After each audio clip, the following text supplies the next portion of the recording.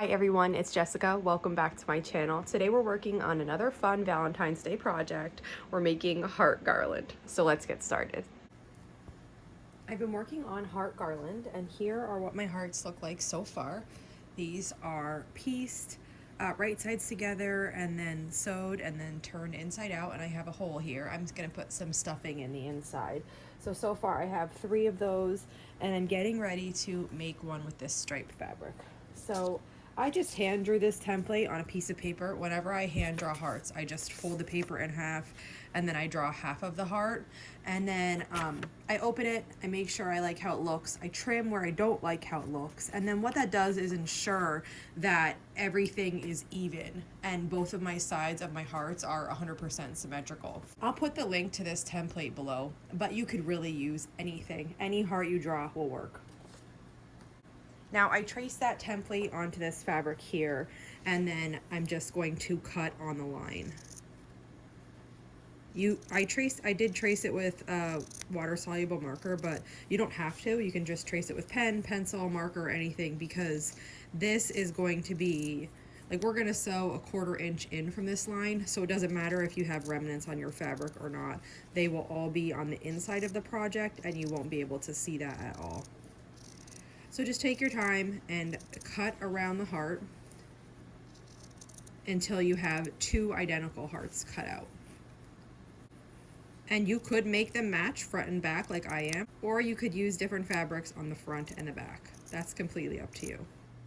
Here's my front and my back of my heart, and I'm using the same fabric like I showed you.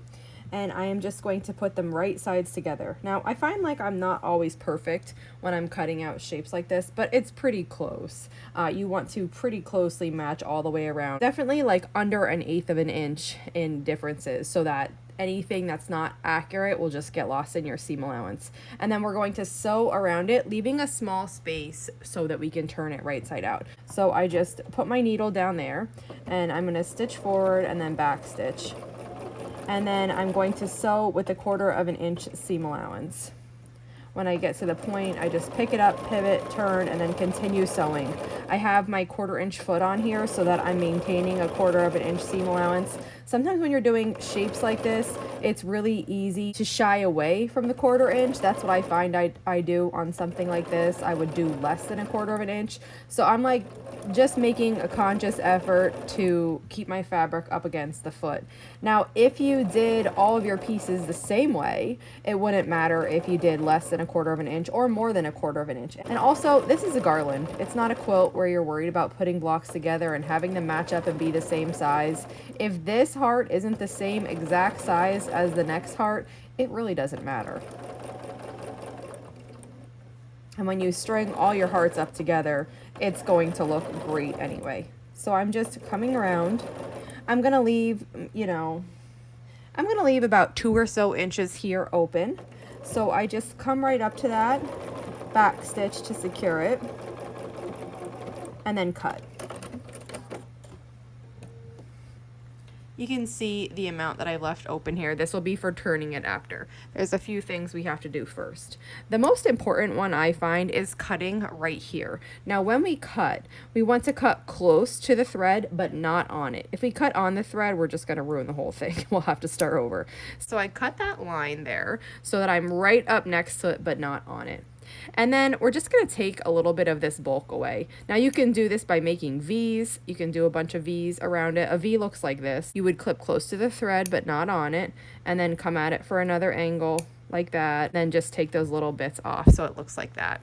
Sometimes when I'm doing these, I feel like V's are a little bit of a pain in the butt, so I do this. And this works just fine.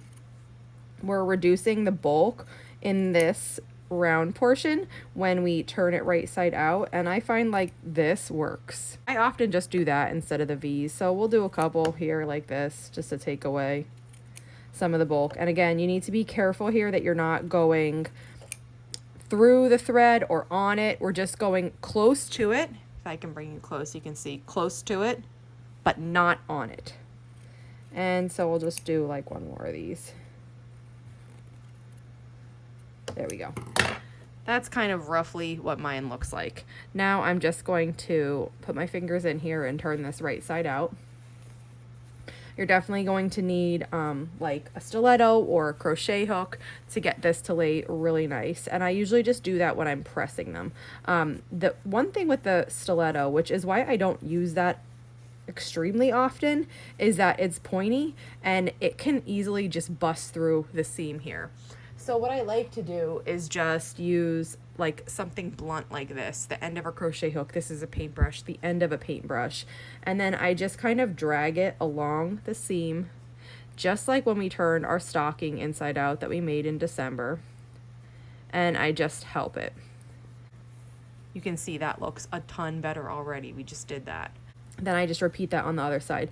And I also like to do this right when I'm ironing. So I will just run this little bit along it like this, and I'll hold it in place, and then I'll just set my iron on top of it while it's laying perfect like this. Then I'll repeat that over here too. Get it just right, set the iron on it and press it. And then this little bit that we have open here, I try to make sure that I'm just leaving a 1/4 inch seam allowance there and that these are lining up perfectly, because later we're gonna just stitch that closed. But you can see here, this is looking really nice. And you just make as many of these as you want. So I'm gonna make some more and then we'll press them and stuff them all at the same time. I've gone ahead and I've made quite a few more hearts and I'm ready to start assembling them. So I measured the space in my dining room where I want this heart garland to go. And I'm just going off of that. You could make this any size, any number of hearts that works for you. And I cut a length of yarn way longer than what I actually need. And there's a lot on each side of it. And then the other side of yarn where I'm putting the hearts on, it's very long. I'm just threading with this tapestry needle. And what I'm going to do is just put another heart on. I already have 2 on. These can move across the yarn here, so I can decide how far I want to space them out once I'm finished, or once I'm getting close to finish, to see exactly how long and how many hearts I need this on. I'm just going to lightly stuff my heart so that it's about the same size as these other ones. And once I get it lightly stuffed, just about like that, I will put it on top of the heart of one of the other hearts. I want to try to put the yarn in at a really similar point so that they hang from about the same point, you know, on this garland. So I got it through and it feels like it won't go through, but then if you just wiggle it, it eventually does. And I want to come out at around the same point too, so I kind of just mark that with my fingers, and then I just come out the other side. And when you're pulling this through, it really distorts it, but I just pull it through, and like I said, I have a really oversized piece of yarn, so I have to pull it through quite a bit. But you're able to fix that distortion pretty easily. Now I have 3 on. And the last thing to do is close this up. So I have red thread. I'm using the same red thread for all of them. It's just one that I've had for a while that I use like for binding and stuff. And I'm just going to use the ladder stitch to close this hole up. So I just come up on one side. This is tied in a knot here. And I just come up on one side and that little knot gets buried. And then we're just going to do a ladder stitch. So to do that, right now I'm on the far side. I'm just going to stitch directly across where I am and then go up a little distance and pull that through. And then I'm going to repeat that. I'm going to go back to the other side and go up a small distance. And I'm just going to do this all the way across here. Once you have gone a few stitches, you can pull it really tight and you can see it disappeared there. And that spot is nice and closed. So you just repeat this. You go opposite where you are, travel up just a little bit, and then go to the other side, travel. And you continue doing this until your whole space is closed, and then I pull it tight so the stitches become invisible, but then I just give it a little tug back so that they lay straight and they're not curled or curved at all. And I think that makes it look really nice. Now you can see these other ones, like this one, you can't even see. And same thing for this one here. You can't even see those seam lines. Once I've closed up the whole distance there, I just take my thread and I tie it in a knot so that it's relatively close to this heart.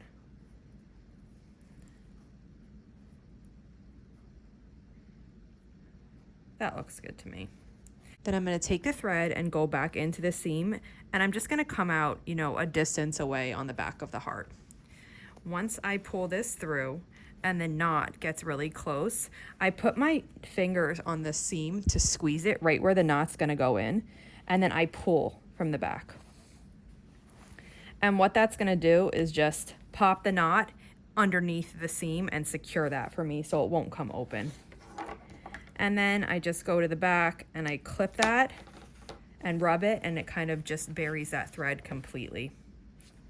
So now I have 3 hearts on my garland, and I'm just going to continue repeating this process until I have as many hearts as I need on this garland.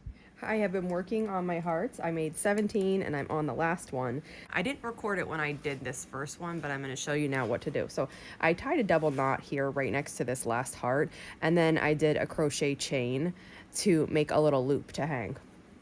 And that's what I'm about to do here. So I know that this heart is placed in the right position, and I'm just going to tie a double knot here.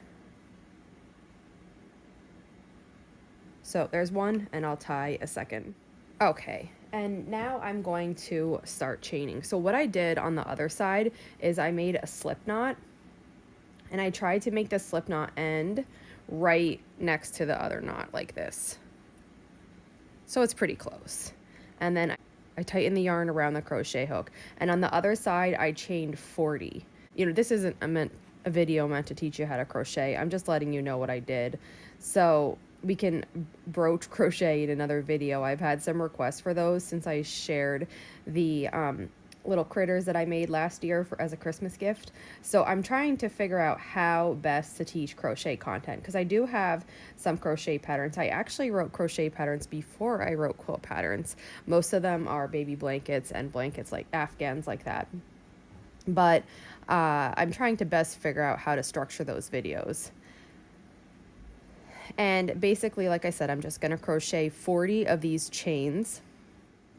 And after I do 40, you basically just pull the rest of the string through that, and now it's secured. So the next thing, I'm just going to trim. I have way too much yarn. I'm just going to trim it so it's easier to deal with. And the next thing is to just, what I did was I looped it like that to make it, and then I just tied another knot, you know, right in the same location as the remaining knots that we have. And I try to just angle this knot in the right position as I'm tying it like that. I have a little bit extra here, but I really think that's okay.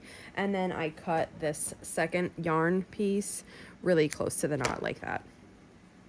So now I have a way to hang it on both sides, and the chain of these hearts is complete. Here's a little peek at the heart garland hanging in my dining room. I have it hung up on the edge of curtain rods on both sides, and then I just evenly space the hearts out in between. So that wraps it up for our heart garland. If you have any questions on this video, just let me know, and if not, I'll see you back here soon. Thanks for following along.